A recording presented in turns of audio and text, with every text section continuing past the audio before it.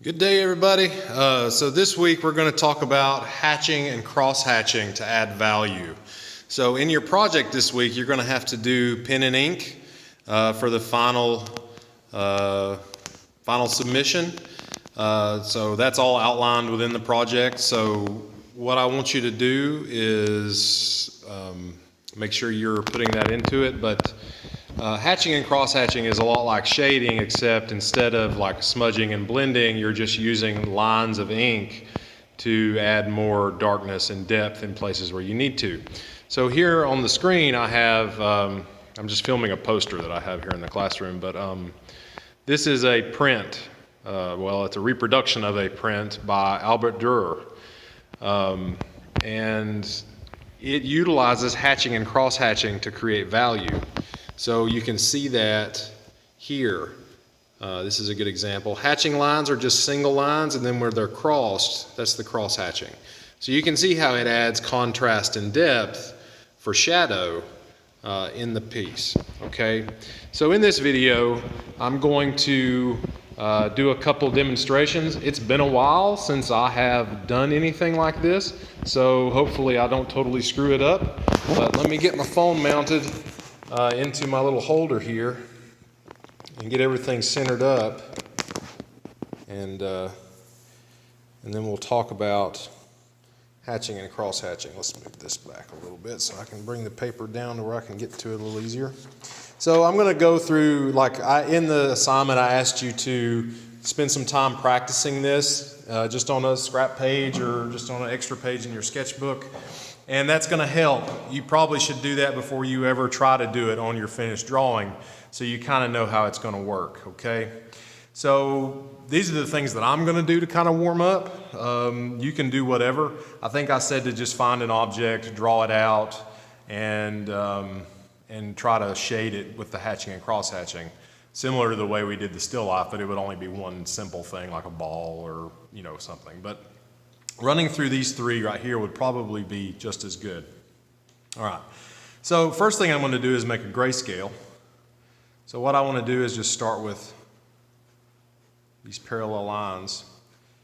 And as I go out, I'm going to let them get further apart and shorter. So as that I'm moving over here, I'm going darker to lighter, okay? And then I'm going to come back and start adding in more kind of build up that dark. Some people, if you watch some other tutorial videos, which I would strongly suggest that you all do, some people will be like, these have to be perfectly straight and they all have to be even. And some people probably should do it that way. For us, I'm not so concerned about that. If you're that picky that you have to have it that way, then yeah, you might want to go about it. So I've already got a good gradation here, but I think we can go a bit further. So I've got the hatching marks down, and now let's put down some cross-hatching lines to get that even darker shade happening. So it's not like you're going through and just like blacking in everything all of a sudden. You want to build it up, almost like you're shading, but you're just using single marks. Then I can come back where I want it to be really dark. And I'm not like totally darkening it up, I'm just using this.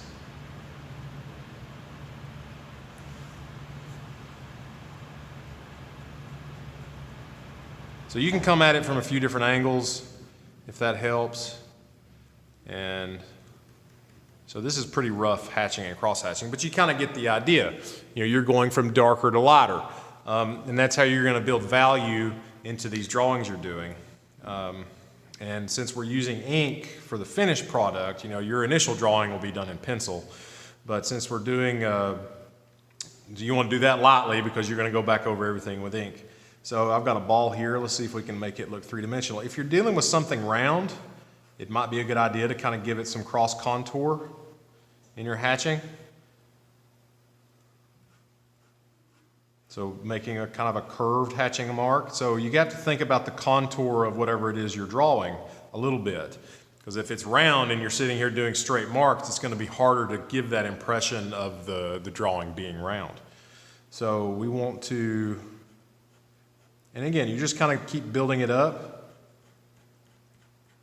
And I didn't take the time to refine this circle, and I did it in ink anyway, so it's not like it's a perfect circle. And this is just for warm up, so I'm not totally concerned about like making this absolutely perfect.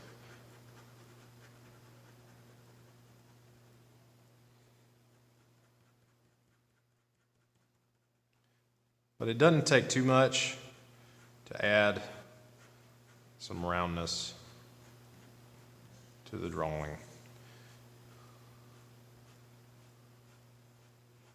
Just a little bit of slight curve will kind of give you that impression of roundness. And again, I'm kind of rushing through this, like always with these videos. And you should take your time a little bit more than I am, but I'm also trying not to make a video that lasts 30 minutes for two reasons. It really eats up the battery life on my phone, and it takes forever to upload to YouTube. So we're going to try to make this as quick as possible. So I've got these little warm-ups, and I've got an object I drew that we're going to do some hatching marks on it. That one may be a bit more difficult to deal with, but we're going to try to make it work. So, you just kind of keep working through until you get the value to where you want it to be. And typically, you might have to, if this was like an observational drawing like we've been doing with still life, you would want to do this in the background as well. So like I would be adding, the hatching and cross hatching for the value in the background as well. Let's see if we can do, and you got to think about light source, if I've got a little, let me get my paper centered back here, sorry. If you got to think about where your light's coming from.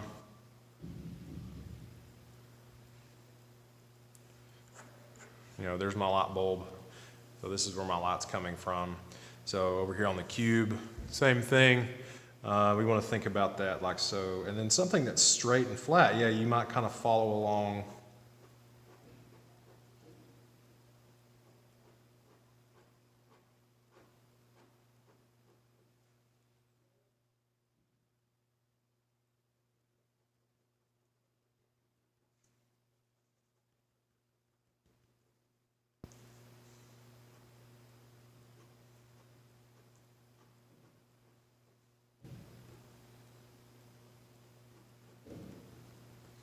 So it could be something that simple where like, this backside is really heavy with hatching and cross hatching, and you don't have to necessarily have cross hatching.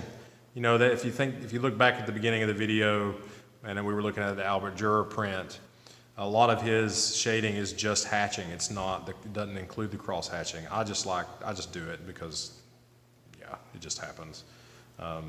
Especially if I'm just kind of working quickly like this. So you kind of get the idea of like how this should work and what kind of space you can build just by using those hatching and cross hatching marks. So anyway, let's go to this. So this is the same flower that I drew for the still life when I was doing that demonstration. And I'm going to try to do some hatching on this to kind of give it some darkness. I did kind of mess up with the stamens, I guess, in here, where like I should have used a thinner pen. This pen makes a pretty heavy mark, and so that I could pull these out and leave them lighter. So they're going to kind of get lost in here, I think, but that's okay. We're not going to worry too much about it. So down in here, it's a lot darker. So we want to give it, and we want to kind of follow the contour again. You got to think about like, okay, this thing's got some contour to it, so we want to make sure we're following along with that in our drawing.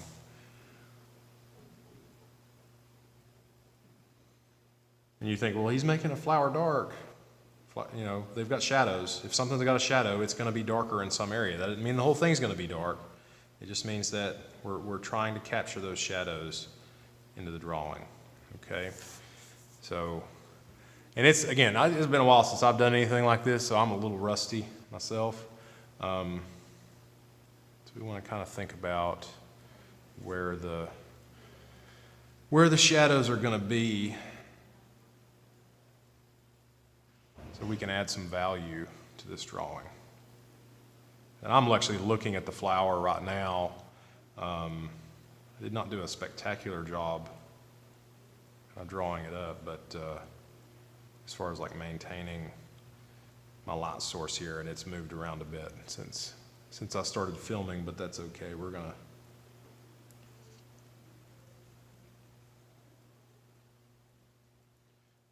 got some there. This whole one here, there's actually quite a bit, or at least a little bit of shadow there. All right. And then let's see, I've got a little bit kind of moving this way. Okay. And, you want to think that these are lights, so you don't necessarily need to add this in absolutely everywhere. So like, so here what I have is this petal is like casting shadow on this petal. So I want to try to capture that if I can.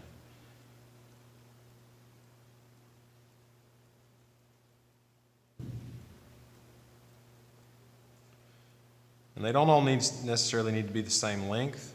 In fact, if you can kind of vary the length a bit, they do tend to be a little bit more successful.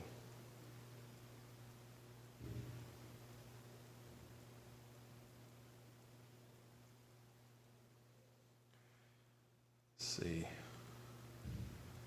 I should have done this before everything got moved around, but it did, and we just got to deal with it.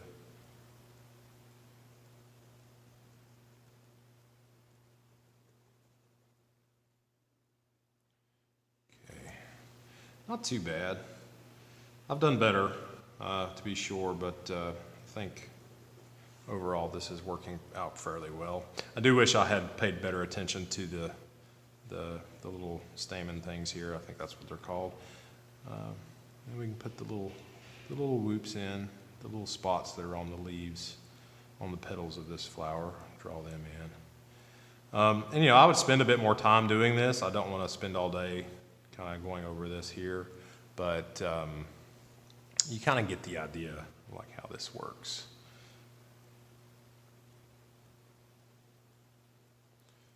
You got to think about where the shadows are. And like even in like, so these lines that are kind of moving across, I put them in because there is a bit of an indentation, a bit of a line, a crease in the petals. And so like really to capture them, what I should be doing is like adding some hatching marks to them as well. So yeah, I mean, that's, based on what I'm looking here, I had to stand up and look in my screen. It looks pretty good. Let's see, we've got a little bit more, let's see if that's going that way. This is like the shadows kind of back here. And there's a little bit of a highlight just right there where it's kind of peeking under. And then where this is bending over, there's actually some kind of shadow kind of on the petal here, on that end. And then, so you're just always looking the shadow. So if you have to go back to your initial reference images to try to see where the shadows are falling on these objects, then do that. Because if they're more accurate, your overall drawing is going to be a little better.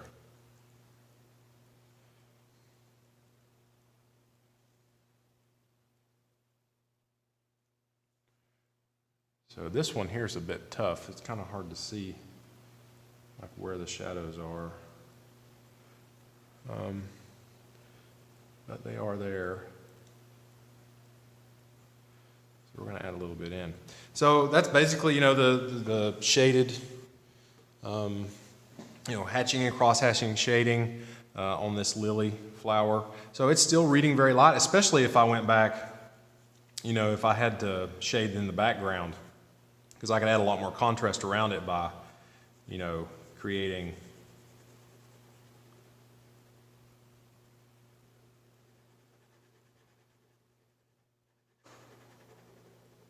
some darker darks to kind of make those areas pop a bit, especially where like it's too dark. I just have to make it darker. So like if it's dark here, I have to make it darker here, or it has to be lighter, which I may have done this backward. But you can kind of see how this is going to add contrast to these.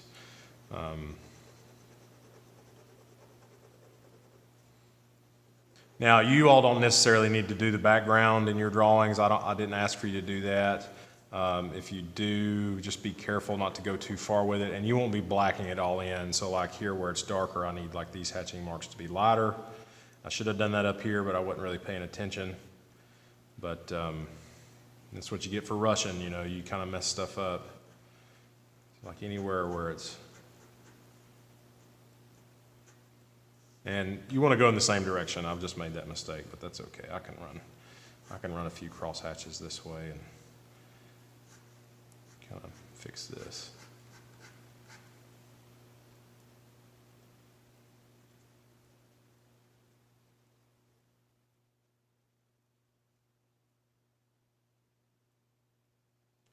You kind of get the idea, I think, with this.